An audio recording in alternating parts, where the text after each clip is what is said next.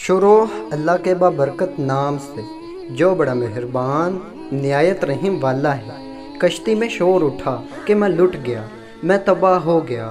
لوگوں نے کہا خیر تو ہے، کیا بات ہوئی، کچھ بتاؤ تو صحیح۔ مگر وہ آدمی بس چلائے جا رہا تھا، ایک ہی رٹ لگی تھی کہ میں لٹ گیا۔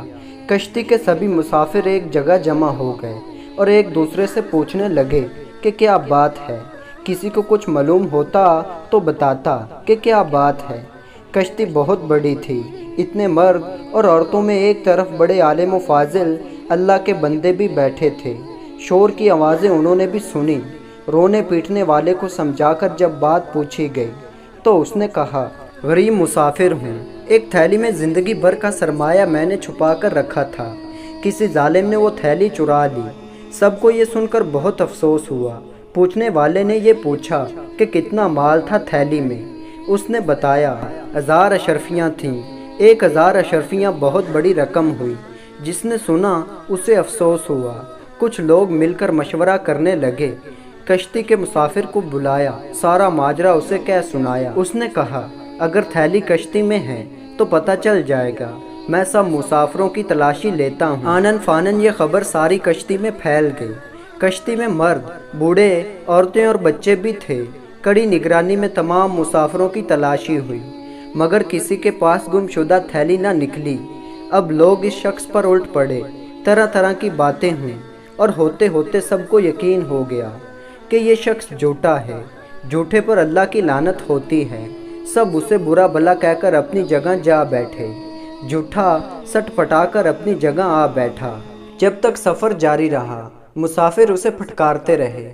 اصل میں ہوا یہ تھا کہ جب سفر شروع ہوا تو یہ جھوٹا پھرتا پھراتا کشتی میں گشت کرتا اس عالم فاضل اللہ کے بندے کے پاس بھی پہنچا تھا، اور ان کے پاس اٹھنے بیٹھنے سے اسے معلوم ہو گیا کہ ان اللہ تعالیٰ کے نیک بندے کے پاس ایک تھیلی میں 1000 اشرفیاں ہیں۔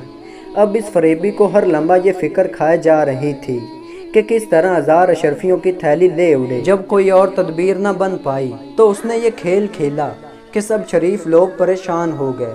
تمام مسافروں کو تلاشی دینا پڑی۔ تلاشی سالم کی بھی ہوئی، لیکن کسی کے پاس سے وہ تھیلی نہ نکلی۔ جب دریا کا سفر ختم ہوا اور کشتی کنارے لگی اور تمام مسافر اتر گئے تو اس جھوٹے نے علیحدگی میں اللہ کے اس نیک بندے سے پوچھا کہ آپ نے مجھ سے جھوٹ کہا تھا کہ آپ کے پاس 1000 اشرفیاں ہیں۔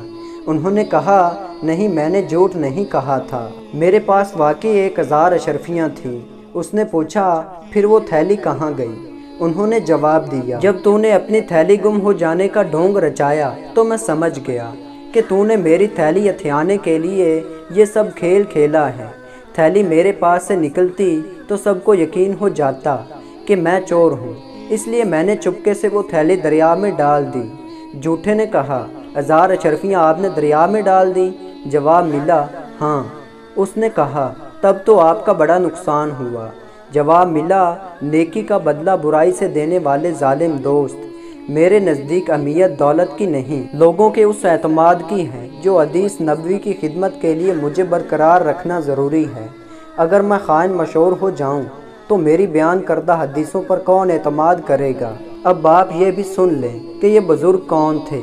یہ امام بخاری رحمۃ اللہ علیہ تھے، جن کی بخاری شریف دنیا بھر میں مستند مانی جاتی ہے۔